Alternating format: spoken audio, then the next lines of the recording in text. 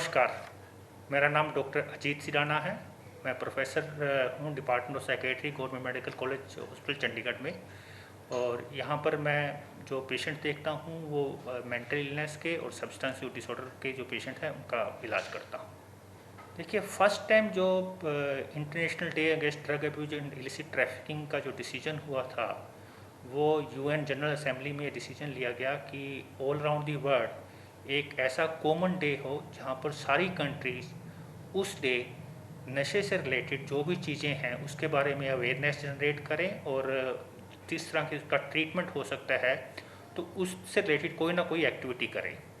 तो तब से लेके सिंस 1987 से लेके अब तक 89 से लेके अभी तक इसको हर साल एक थीम दी जाती है और उस थीम पे हर कंट्री कोई ना कोई एक्टिविटी करती है। इस बार की जो थीम है share drugs fact to save lifes, इसका मतलब है कि नशे के बारे में जितनी से ज़्यादा हो वो जानकारी आम जनता को दी जाए, स्पेशली जो नशे के आपके गलत प्रभाव पड़ते हैं, जो फिजिकल या मेंटल या साइकोलॉजिकल या सोशल इकोनॉमिक जो भी उसके जो गलत इफ़ेक्ट होते हैं उसके बारे में लोगों को जानकारी दी जाए, ताकि हम उस व्यक्ति को, उस परिवार को, उस समाज को और हमारे नेशन को बचा सकें इस नशे की बीमारियों से। तो इसलिए इस साल ये थीम रखी गई है, share drug facts to save lifes. देखिए, पिछले 20 साल से मैं इस डिपार्टमेंट में हूँ और अब तो कोविड की वजह से हम कोई बहुत ज़्यादा एक्टिविटी नहीं कर पा रहे हैं, लेकिन हर साल हम इस डे को सेलिब्रेट करते हैं। और जो हमारा तरीका होता है हम डिफरेंट एरियाज में करते हैं। एक तो हम उस दिन जो एडजॉइनिंग विलेजेज ऑफ चंडीगढ़ है उसमें डी एडिक्शन कैंप लगाते हैं, जिसमें कि नशे के रोगी जिन्होंने अभी तक किसी ने इलाज नहीं करवाया हो उन पेशेंट्स को एनरोल करते हैं और उनका ट्रीटमेंट शुरू करते हैं। और बाद में वो हमारी जो कम्युनिटी क्लिनिक चलती है वहाँ पर उसका ट्रीटमेंट फर्दर कंटिन्यू कर देते हैं या वो अस्पताल में आ सकते हैं।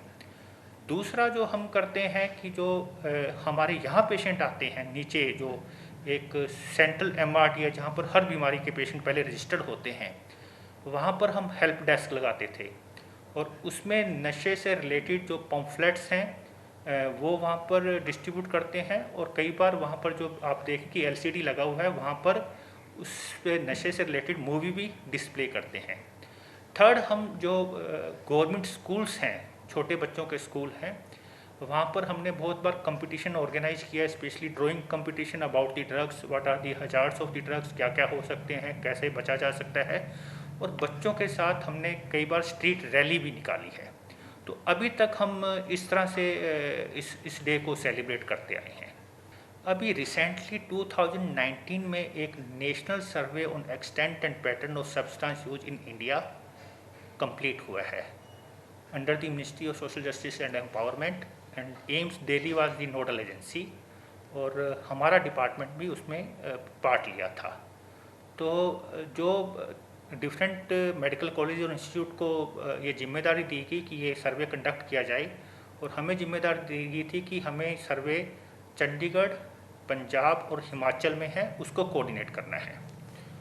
तो ओवरऑल इस सर्वे के 3 कंपोनेंट थे। एक था हाउस होल्ड सर्वे जिसमें कि घर जाकर जानकारी लेना, तो तकरीबन, और दूसरा था रिस्पोंडेंट ड्रिवन सैम्पलिंग, जिसका मतलब था कि जो सेंटर हैं जहाँ पर इलाज चल रहा है, पेशेंट रजिस्टर्ड हैं, उनसे जानकारी लेना। और थर्ड था इसका फोकस थीमेटिक स्टडी, जिसका मतलब है जो वल्नरेबल पॉपुलेशन है, जैसे कि स्कूल चिल्ड्रन हो गए और कॉलेज स्टूडेंट हो गए और ट्रांसपोर्ट वर्कर हो गए, प्रिजनर्स हो गए। तो ये सब 3 कंपोनेंट थे। तो इसमें तकरीबन 6 लाख लोगों को all over the country, all states and UT of India, 6 lakh लोगों को 10 से 75 साल की उम्र में उनको इंटरव्यू किया गया और ये देखा गया कि किस किस तरह से नशे की प्रॉब्लम है इंडिया में। तो उसकी फाइंडिंग बड़ी अलार्मिंग सी है, थोड़ा सा मैं आपको बताना चाहूँगा।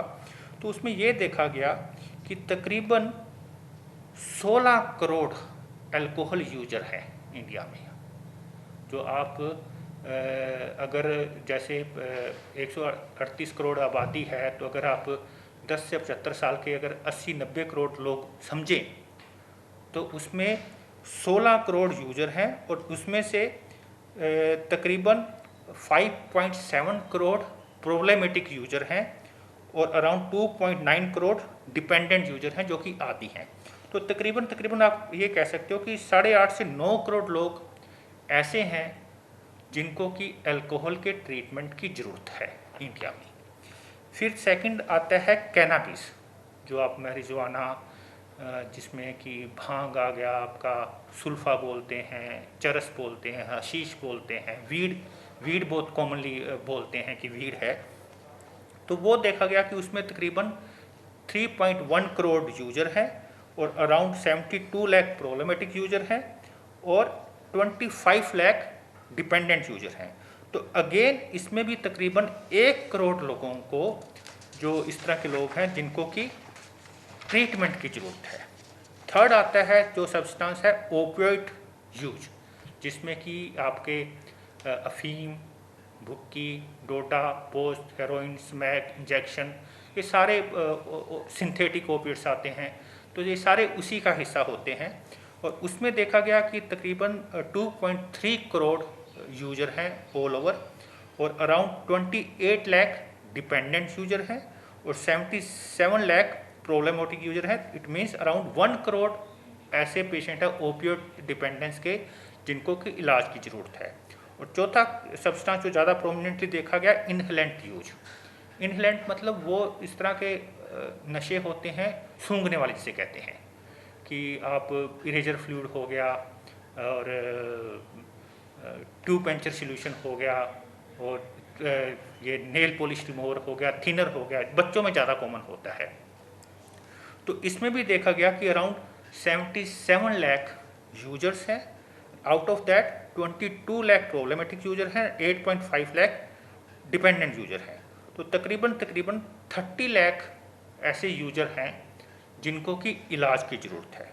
तो ओवरऑल इससे पहले जो सर्वे हुआ था वो 2001-2 में हुआ था और उसमें सिर्फ 25 स्टेट्स थी उस वक्त, उसको कवर किया था। तो अराउंड 40,000 लोगों को इंटरव्यू किया था और एज ग्रुप भी उसमें कम थी, आई थिंक 15 to 60 ईयर था। Now this time it is a larger survey, पूरी कंट्री में हुआ है, 6 लाख लोगों को किया है, एज स्पान भी बढ़ा दिया है, फिगर भी ड्रास्टिकली चेंज हुए हैं। तो as such it's a very serious problem and serious public health concern. बहुत ही कम लोग इलाज के लिए आते हैं। जो सर्वे में स्टडीज़ में देखा गया है कि उसमें ऐसा देखा गया कि 80 से 90% लोग तो इलाज के लिए आते ही नहीं हैं। मुझसे भी पूछा जाए कि या आप अपने खुद अपने सर्किल में सोचिए कि अगर कोई 10 लोग आप नशा करते हैं जिनको इलाज की ज़रूरत है, तो 2-3 से ज़्यादा लोग नशे के इलाज के लिए जाएंगे नहीं। और वो भी 2-3 जो लोग हैं उसमें जो कंटिन्यू करेगा नशे का इलाज पूरा लेगा, वो 1-1.5 से ज़्यादा नहीं होगा। तो आप मान सकते हो 85-90% लोग तो इलाज के लिए आते ही नहीं हैं। अब आपका दूसरा सवाल है कि क्यों नहीं आते। तो उससे जो मेन जो लगता है कि रिकॉग्निशन ऑफ प्रॉब्लम, कि समस्या को पहचानना ना। आज तक भी लोग ये समझते हैं कि जो नशे की बीमारी है ये एक सोशल एविल है। वो ये नहीं समझते कि ये बाकी जैसे मेडिकल बीमारियां, डायबिटीज या हाइपरटेंशन या फीवर या ट्यूबरकुलोसिस वैसी कोई बीमारी है, और ये समझते हैं कि सिर्फ ये एक सोशल एविल है और उसको वो मेडिकल मॉडल पे नहीं समझते। और कुछ हद तक परिवार को भी ऐसा लगता है कि ये मरीज ही नहीं चाहता कि नशा छोड़े और ये छोड़ना चाहे तो छोड़ सकता है, और इसलिए वो उसको बीमारी कंसीडर नहीं करते। जबकि ये वेल प्रूवन है कि जिस तरह से बाकी की मेडिकल बीमारियों का इलाज होता है, नशे का भी वैसे ही इलाज होता है। और जिस तरह से मेडिकल बीमारियों में अगर आप परहेज नहीं बरतते, आप दवा लगातार नहीं लेते, आपकी डायबिटीज़ वर्स हो जाती है, आपका बीपी बढ़ जाता है। सेम वे अगर नशे की बीमारी का आप प्रॉपर इलाज नहीं लोगे तो रिलैप्स हो जाएगा। तो एक तो रिकॉग्निशन ऑफ प्रॉब्लम की कमी है, लोग समझते नहीं कि ये बीमारी है। जब आप समझेंगे नहीं बीमारी है तो आप इलाज के लिए भी नहीं आएंगे। दूसरा ये होता है कि अवेलेबिलिटी ऑफ सर्विसेज। अभी चलो चंडीगढ़ तो एक छोटी सिटी है और यहाँ पर तो 3 तो गवर्नमेंट हॉस्पिटल हैं बड़े बड़े, बाकी डिस्पेंसरीज भी हैं। बाकी जगह आप देखो कि जो डी एडिक्शन सर्विसेज हैं, जो आप कहते हो कि बाय क्वालिफाइड साइकियाट्रिस्ट या जो रिकॉग्नाइज डी एडिक्शन सर्विसेज है, वो सिटी बेस्ड ज़्यादा है। सारे हॉस्पिटल में बड़े जो या प्राइवेट नर्सिंग होम है वहाँ पर है, गांव में उनकी फैसिलिटी कम है, वहाँ पर जाके सर्विसेज होती नहीं है। अब जो गरीब व्यक्ति है, जो नशे का आदी है, उसको लगता है कि मैं अस्पताल में जाऊंगा, पहले लाइन में खड़ा हूँगा, कार्ड बनेगा, फिर डॉक्टर के पास जाऊंगा, वहाँ पर 1 घंटा लग जाएगा, वो दवाई लिखेगा, फिर दवाई लूँगा, 2, 3, 4 घंटे खराब हो जाएंगे। तो वो भी उसको लगता है कि यार मैं नशा कर रहा हूँ तो दिहाड़ी पे तो जा रहा हूँ, घर वाले भी कहते हैं चलो 100 रुपये कमाता है, 50 रुपये की शराब पी लेता है, 50 तो घर पे लाता है, अगर ये उस पर चला गया तो ये तो पूरा दिन ही खराब हो जाएगा। तो इसलिए एक जो अवेलेबिलिटी ऑफ सर्विसेज है वो हमें हर जगह होनी ज़रूरी है। एक डोर स्टेप्स पे हो कि जैसे आप बाकी की बीमारियां जैसे बुखार है, खांसी जुकाम है, मलेरिया है, लोग जाते हैं इलाज करा लेते हैं डिस्पेंसरी पे। इसी तरह से जो सिटी में डिस्पेंसरीज हैं वहाँ पर डॉक्टर्स की इस तरह की ट्रेनिंग हो कि वो नशे की बीमारियां या और जो मानसिक बीमारियां हैं, कॉमन मानसिक बीमारियां हैं, उनका इलाज वहाँ पर हो सके। तीसरा रीजन रखता है कंप्लायंस का। अगर जो इलाज भी शुरू करते हैं वो इलाज पूरा नहीं करवाते, बड़े बड़े वजह हो सकते हैं कि जी अभी तो मैंने नशा छोड़ दिया है और 10-15 दिन दवाई ली है, अब तो मैंने ज़रूरत ही नहीं है मुझे इलाज की, तो वो अपने आप डिसीजन ले लेते हैं कि जी मैं नशे से दूर हो गया हूँ, अब मुझे दवा की ज़रूरत नहीं है। तो ये 3-4 मोटे मोटे कारण हैं जिसकी वजह से लोग इलाज के लिए आगे नहीं आते हैं। 1996 से आप ये देखेंगे कि हम कम्युनिटी आउटरीच सर्विसेज चला रहे हैं, जिसका मतलब ये है कि वो रोगी जो अस्पताल नहीं आना चाहते या नहीं आ सकते, कई वजह हो सकती है, उनको ट्रीटमेंट में लिया जाए ताकि उनको इलाज की सुविधा उनके डोर स्टेप्स पे शुरू की जाए। तब से लेके हमने जो चंडीगढ़ के एडजॉइनिंग विलेजेस है, पहला विलेज था पलसोरा गांव में हमने कम्युनिटी आउटरीच क्लिनिक चलाई गुरुद्वारे में। फिर हमने एक्सटेंड करके डड्डू माजरा में आ गए, फिर हम धनास में हैं अभी, हम सेक्टर 56 पलसोरा में हैं, सेक्टर 26 डिस्पेंसरी पुलिस लाइन में हैं और खुड्डा अली शेर में हैं। तो इन सब को धीरे धीरे चलती रही, चेंज होते रहे, पर करंटली अभी 4 जगह हमारी ये क्लिनिक चल रही है इंक्लूडिंग पलसोरा। और साथ में हम क्या करते हैं कि हम एनुअल एक ये इन क्लिनिक्स में हम मरीजों को फ्री में दवाई देते हैं। एक ही छत के नीचे डॉक्टर बैठा है, सोशल वर्कर बैठा है, क्लिनिकल साइकोलॉजिस्ट बैठा है, नर्स बैठी है। आप आए, खड़े हैं वहाँ पर, ज़्यादा से ज़्यादा आपके 10 मिनट लगेंगे, आपको फ्री की दवाई दी और आप अपने काम पे निकल गए। आपका जो वक्त जाया होता है अस्पताल में आके लंबी लाइन में लगना पड़ता है, वो ख़त्म है। दूसरा हम ये करते हैं कि हम कुछ ऐसे नशे के रोगी होते हैं जिनको कि भर्ती करने की ज़रूरत होती है और उनको ओपीडी पे बहुत ज़्यादा फ़ायदा नहीं होता है, तो उसके लिए हम annual indoor community de addiction camp लगाते हैं कि जो कि 10 दिन का होता है। वो हम अगेन जो चंडीगढ़ के विलेजेस हैं वहाँ की पंचायत को इन्वॉल्व करके वहाँ की पंचायत से रिक्वेस्ट करते हैं कि आप हमें इंफ्रास्ट्रक्चर प्रोवाइड करिए इन दी फॉर्म ऑफ धर्मशाला या गुरुद्वारे की जगह दे दी और वहाँ पर बेड दे दिए या वो दरी दे दी, खाना वो अरेंज कर देते हैं 10 दिन का। हम टेक्निकल इनपुट, दवाइयाँ हम प्रोवाइड करते हैं फ्री ऑफ कॉस्ट, हमारे डॉक्टर नर्सिंग स्टाफ वहाँ पर उनका इलाज करते हैं 10 दिन तक। 10 दिन के बाद जब छुट्टी हो जाती है तो फिर वहाँ पर जो क्लिनिक चल रही होती है उसके साथ वो फॉलोअप पे आते रहते हैं, पर ये होता है एनुअल। लेकिन उसके साथ साथ हम 1 डे OPD कैंप भी लगाते हैं, जिसमें कि वो नया एरिया आइडेंटिफाई करते हैं हर बार, पूरे साल का रोस्टर बना के कि इस बार हमने जैसे सपोज करो कि हल्ला माजरा लगाना है या मक्खन माजरा लगाना है एक गांव, उसमें हमने नए पेशेंट आइडेंटिफाई किए जिन्होंने अभी तक इलाज नहीं करवाया है, उनका इलाज शुरू कर दिया। तो ये हमारे annual indoor 10 day community dietitian camp चलता है और मंथली OPD कैंप चलता है। इसके साथ साथ हमारी कम्युनिटी आउटरीच क्लिनिक चलती है हफ्ते में 3 जगह पर, और ये पिछले 20 साल से चलती आ रही है नॉन स्टॉप। अभी कोविड की वजह से क्योंकि थोड़ा सा प्रिकॉशन लेना मुश्किल हो जाता है तो हमारी डिसकंटिन्यू हुई है, लेकिन उन्हीं पेशेंट को हमने जो इलाज ले रहे थे और अब वो इलाज नहीं ले पा रहे हैं, तो वहाँ पर हमने यहाँ के जो टेली साइकेट्री के नंबर है डिस्प्लेस कर दिए हैं वहाँ पर, और वहाँ पर उनको बता दिया कि आप यहाँ पर कॉल कर लीजिए, हम आपको यहाँ से ट्रीटमेंट लिखते हैं।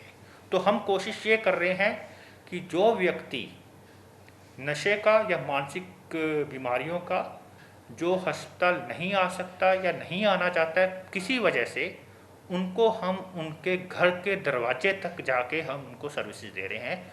और ये कोई 1 या 2 साल की बात नहीं है, 20 साल से मोर देन 2 डिकेड्स ये चलता आ रहा है और आगे भी चलता रहेगा। अप्रैल 2020 से हमने पूरे GMCH में हमारी टेलीमेडिसिन सर्विसेज शुरू होगी और हमने टेली साइकेट्री सर्विसेज शुरू कर दी है। और इसमें हमारे जो पेशेंट नए या पुराने, चाहे वो कम्युनिटी में आ रहे थे या कोई न्यू पेशेंट है जो अब आना चाहता है या हमारे यहाँ को OPD का फॉलोअप का पेशेंट है, उनके लिए हमने यहाँ पर नंबर GMCH की वेबसाइट पे भी वो डिस्प्लेड है, मैं बता भी देता हूँ। वो नंबर है हमारे 9517771745। रिपीट करता हूँ 9517771745। और दूसरा नंबर है 0172250105।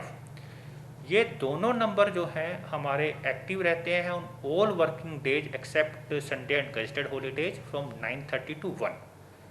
और इस पे हमारे डॉक्टर अवेलेबल रहते हैं। जैसे आज सुबह मेरी टेलीमेडिसिन ड्यूटी थी, तो इसमें पेशेंट कॉल करता है तो उसको हम ट्रीटमेंट देते हैं। दूसरा हमारा हेल्पलाइन भी चलता रहता है, जिससे कि 2 नंबर है 0172266078 और दूसरा नंबर है 0172266178।